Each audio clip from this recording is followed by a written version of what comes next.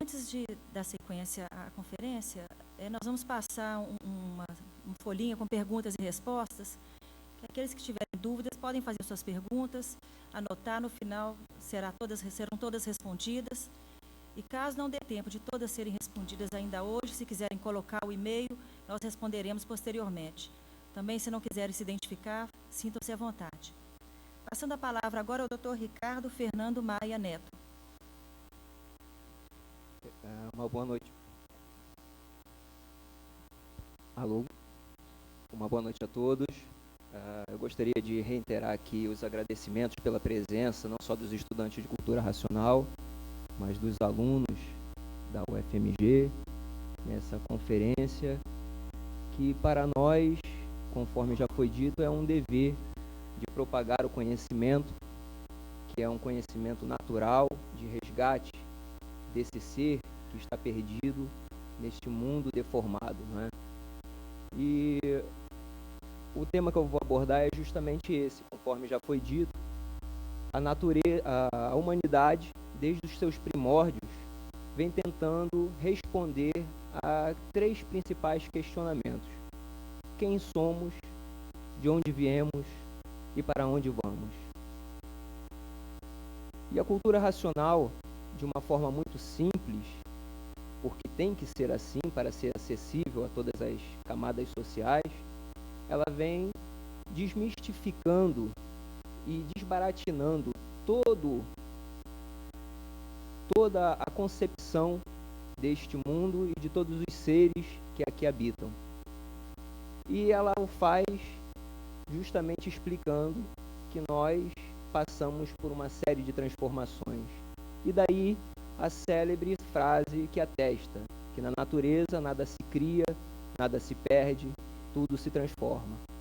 Esta é a lei que rege toda essa galáxia térrea e que foi emanada, provinda do conhecimento científico, sim, mas que existe o seu fundo racional, o seu fundo de razão. Porque na matéria está sempre em transformação. Um exemplo disso somos nós mesmos, seres humanos.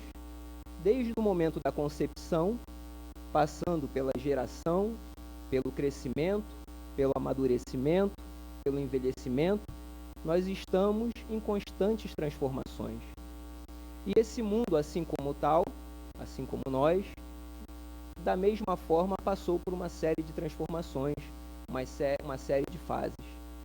E o início de tudo, conforme já foi introduzido, foi a planície racional, esse mundo de energia pura, limpa e perfeita, composta de energia cósmica, que se deformou e deu causa a essa matéria fluídica, elétrica e magnética que compõe tudo e todos nessa galáxia Terra. E qual é a causa do início, a origem? Foi justamente os habitantes, um grupo de habitantes que, ao entrar por uma parte dessa planície que não estava pronta para entrar em progresso, deu causa a toda essa deformação. Esses habitantes, conforme o livro discorre, vieram se deformando e perdendo partículas dessas energias e dando causa à existência de tudo que compõe este mundo e essa galáxia. E essas fases, essas eras, foram transcorrendo de uma forma tal que hoje nós temos a civilização desenvolvida no seu ápice cultural e científico, mas sem conseguir responder a estes questionamentos. Por que eu penso? Por que o meu pensamento é tão variante? Uma hora estou pensando em uma coisa, daqui a 2 segundos já estou pensando em outra. Por que eu não consigo, muitas das vezes, me concentrar nos estudos? Me vem a lembrança que eu tenho que ligar para minha namorada, que eu tenho que ligar para minha mãe, que eu tenho que ir para uma balada, para uma festa. Por quê? Porque nós estamos justamente sujeitos às influências dessas energias que foram produzidas por conta da nossa própria iniciativa de entrarmos pela parte que não estava pronta para entrar em progresso. Que energias são essas? São as energias que justamente norteiam esse complexo material que nós chamamos de energia elétrica e magnética. E a própria constituição dessas energias também se encontra na gênese de toda esta deformação. Nós temos, por exemplo, as fases, conforme eu disse, de transformação, e a humanidade passou por várias dessas fases. E uma dessas fases foi a fase do primeiro milênio, aonde houve o desenvolvimento da energia, o desenvolvimento da energia magnética, que atuou desenvolvendo a nossa imaginação, né? Posteriormente, a energia elétrica na fase do segundo milênio, desenvolvendo o nosso pensamento. E o pensamento, ele deu causa a toda essa evolução científica que existe hoje. Só que, como tudo se transforma na natureza, a natureza sofreu uma mudança de fase. E essa fase, ela mudou e entrou a vigorar em 1935. 1935, ano em que passou a vigorar a fase do terceiro milênio, que está sendo regida pela energia racional, que é justamente a energia da nossa origem. E de 1935 para cá, passou a vigorar na humanidade, no mundo, a verdadeira era do fogo, de salve-se quem puder e se puder. A humanidade passou a sofrer com uma falência cíclica, moral, física e financeira. Hoje, nós vemos a sociedade, conforme foi dito pelo professor Porfírio, num estado tal de extinção. Por que de extinção? Porque na natureza tudo é assim, tudo passa. E aquilo que não está a favor da natureza se extingue.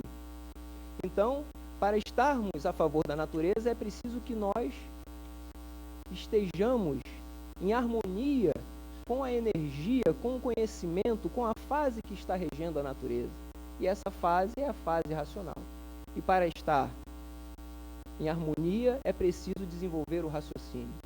Porque o raciocínio é a última partícula daquele corpo de energia que nós deixamos, que nós fomos perdendo ao entrarmos pela parte que não estava pronta para entrar em progresso. Então, meus irmãos, meus caros, a cultura racional é hoje um fator preponderante para que a sociedade ela passe a encontrar novamente a harmonia, passe a entrar em sintonia com a natureza, para que possa ser beneficiada pela natureza. Porque enquanto nós não estivermos a favor da natureza, a natureza não pode estar a favor de nós.